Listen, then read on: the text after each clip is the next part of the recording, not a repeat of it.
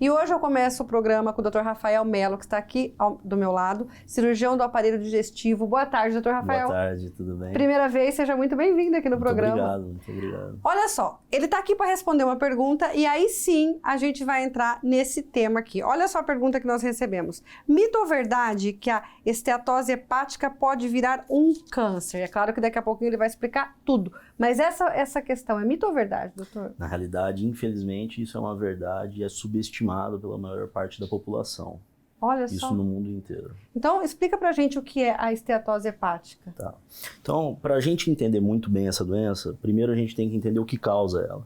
Ela é causada basicamente pelo meio de vida que a gente vive hoje. O consumo de fast food, diabetes mellitus, obesidade, sedentarismo, os pacientes que têm síndrome metabólica, e hoje grande parte da população do mundo é uma população com sobrepeso, obesidade.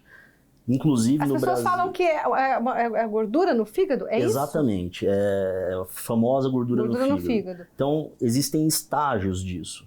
A gente começa com o paciente que tem essas complicações, ele passa a desenvolver a esteatose hepática, que é a gordura no fígado, e hoje a nomenclatura mudou um pouco. Então, a gente tem a esteatohepatite, que ela pode ser alcoólica ou não alcoólica. Então temos os pacientes que bebem, consumem bebida alcoólica, eles fazem uma esteatohepatite alcoólica. Certo. Nada mais é do que o fígado inflamado por conta do acúmulo de gordura, no caso causado por álcool. Mas temos também no caso causado por doença não alcoólica. Certo. Esse processo de inflamação crônico do fígado, isso durante 20, 25 anos, 30 anos, vai ocasionar uma fibrose hepática, que é a cirrose hepática. E a cirrose hepática é o fator de risco para o câncer de fígado, que é o hepatocarcinoma. E é uma doença que pode se prevenir? Completamente prevenível. Olha só. Completamente prevenível. E quais são os sintomas que a pessoa sente ou ela é silenciosa? A maior parte dos pacientes que chegam para a gente no consultório são pacientes que não têm sintoma algum. Eles querem fazer um check-up, querem saber como está a saúde hepática deles na realidade. Certo. Já sabem que tem outros problemas associados, às vezes problemas cardiológicos, problemas de diabetes, obesidade, e eles desejam perder o peso e também desejam que melhore a saúde hepática. Porventura fizeram, por exemplo, um exame de enzimas hepáticas que mostrou elas estarem alteradas. Certo. Então, esse é o perfil do paciente que chega. É uma doença silenciosa, ela não mostra sintomas específicos. Nem quando está um pouco mais avançado, não tem nenhum tipo de sintoma? Quando o paciente desenvolve a inflamação hepática mais importante, ele começa a ter alguns sintomas. Ele começa a sentir, por exemplo, uma boca amarga, perder um pouco de apetite, eventualmente ele apresenta náuseas. E quando o paciente passa a desenvolver uma cirrose hepática, aí sim ele passa a ter sintomas mais exuberantes, que são os sintomas da cirrose. Por exemplo, icterícia, edema nos membros inferiores, nas pernas, a barriga passa a ficar inchada, certo. Eventualmente pode sentir uma dor abdominal, náusea. E qual é o tratamento para quem tem? Existe um tratamento? Existe uma cura para a esteatose hepática? Sim, completamente. A esteatose hepática é uma doença completamente reversível.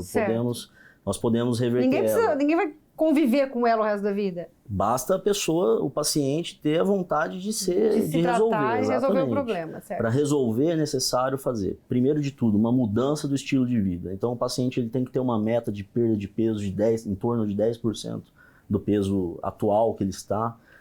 Também precisa controlar o consumo de carboidratos, que são um grande vilão para a esteatose hepática, né?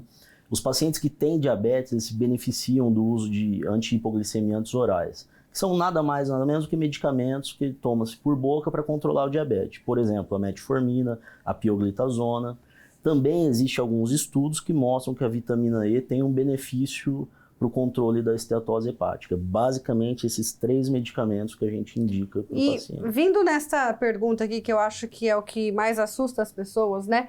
Então, se você realmente tem a esteatose hepática, e no caso, se você não tratar, ela pode virar um câncer, ou mesmo você estando fazendo um tratamento, ainda assim pode vir a virar um câncer? O paciente que faz o tratamento adequado tem um controle, e a gente consegue observar isso por meio de exames, tanto ultrassom, ressonância de abdômen, exames de sangue, a gente observa a melhora da esteatose. Esse paciente ele sai da zona de risco de se tornar um cirrótico e, consequentemente, também da zona de risco de de vir a ter um câncer. E com de certeza, fígado. quanto mais rápido você descobre a doença, mais fácil é o tratamento e assim... Mais fácil de ter controle, mais fácil de ter um sucesso e evitar o risco de, no futuro, ter um hepatocarcinoma. Na verdade, a gente escuta falar sobre essa doença e as pessoas acham que é uma doença, digamos assim, uma doença do bem, que não tem muitos problemas, mas não é bem assim se você não fizer a coisa certinha, né? Com certeza. Aparentemente é uma doença silenciosa, que não assusta, mas... uma gordura no fígado só, tal, mas não é só assim, isso, não. Não é bem né? assim.